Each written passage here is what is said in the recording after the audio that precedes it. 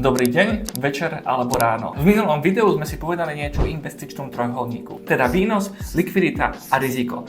A taktiež sme si povedali, že za každý kompromis sa platí. Dnes sa pozrieme bližšie na riziko. Prečo? Pretože keď sa ľuďom povie riziko, väčšina z nich si predstaví jedno a to isté, že cena aktíva klesne. Samozrejme, aj toto je riziko, ale typov rizika je viac. A dnes si ukážeme 5 z nich a to, čo robí s nimi čas. Prečo by vás malo zaujímať týchto 5 druhov rizika? Sľubujem, zíde sa vám to. Vítajte. Ako prvý z 5 druhov rizika si opíšeme volatilitu. Toto riziko každý z nás dobre pozná. Prečo? Jednoducho povedané, dnes, keď je akcia hore, zajtra môže byť dole. Pozrime sa na nejaké príklady z histórie. V roku 2007 až 2009 klesol S&P 500 takmer 57%. V roku 2020 klesol za 33 dní o 34%. V roku 2022 klesol od vrcholu o 25%. Znie to desivo, ale tu prichádza dôležitá vec. Volatilita je nepriateľ krátkodobého horizontu a nie dlhodobého. Prečo? Pretože na dlhom horizonte sa zmierňuje. Kto držal S&P 500 posledných 10 rokov do konca marca tohto roku, tak dosiahol priemerný ročný výnos 14,16%. A to napriek všetkým prepadom medzi tým. A práve preto nie sú akcie pre každého, pretože nie každý má dostatočný časový horizont. Poďme ďalej. Druhé z 5 je inflačné riziko. Toto riziko je menej viditeľné a práve preto je nebezpečné. Predstavte si, že ste začiatkom roka 2025 vložili 10 000 eur do bežného S&P 500 indexového fondu. Na konci roka máte 10 393 eur.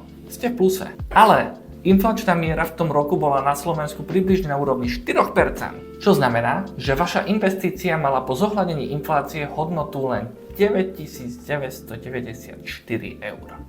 Nominálne ste zarobili, ale reálne nie. Ako najľahšie bojovať proti inflačnému riziku? Keď si každý rok navýšite výšku vašej pravidelnej investície o výšku inflácie. Tretie z 5 je likvidné riziko. Toto pozná každý z nás, hlavne tí, ktorí vlastníte nehnuteľnosť. Viete, koľko trvá priemerný predaj nehnuteľnosti na Slovensku? V prípade bytov je to v priemere okolo 90 dní. A čo sa týka rodinných domov, je to raz toľko. A to stále ešte nemáte peniaze na účte. Keď si ešte prirátame čas na zmluvy, hypotéky, kataster, je to ďalších minimálne 30 dní. Minimálne. Celkovo sa od rozhodnutia predať po peniaze na účte bavíme o 3 až 7 mesiacoch.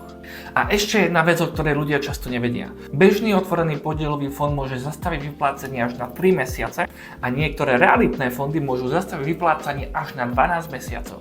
Ale zo skúsenosti, ak vyberáte peniaze z ETF-iek, peniaze sa väčšinou dostanú na váš účet do 2 alebo 3 dní.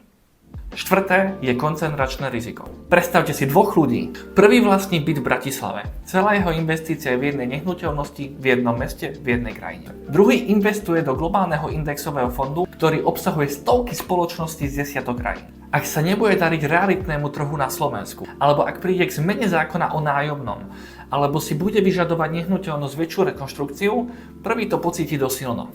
A ak budeme mať nejaký ekonomický problém na Slovensku, ten druhý to nevšimne. Toto je koncentračné riziko. Nie je to o tom, či je investícia dobrá alebo zlá. Je to o tom, či máte všetok majetok na jednom mieste. Ako posledné riziko je riziko načasovania. Kedy vstúpiť a kedy vystúpiť z trhu. Toto riziko je možno najzaujímavejšie a ukážeme si ho na konkrétnom príklade. Predstavte si, že ste presne pred finančnou krízou v roku 2008 zainvestovali do S&P 500 10 000 eur. Ale niekto iný počkal a vstúpil do trhu až v roku 2009, keď S&P 500 bolo vtedy na svojom minime. Obaja vložili rovnakú sumu do rovnakého produktu, len v inom čase. Rozdiel v dnešnej hodnote ich investícií je niekoľko desiatok tisíc eur. Kto z nás vie ale spoľahlivo povedať, kedy je maximum alebo naopak minimum? A práve preto existuje skvelé riešenie a tým je pravidelné investovanie. Keď investujete pravidelne každý mesiac, raz nakúpite drahšie, raz lacnejšie, ale rozumne sa to priemeruje. Nenakupujete na vrchole, ale takisto ani nečakajte na dno, ktoré nikto nevie, kedy príde. Riziko načasovania sa týmto výrazne tlmí. A teraz dáme dokopy všetky typy rizika a čas. Krátkodobý horizont.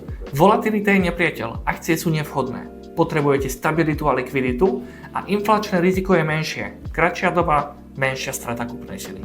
Stredný horizont. Volatilita sa zmierňuje, trh má čas sa zotaviť. Mix akcií a dlhopisov dáva zmysel, inflačné riziko začína byť relevantné.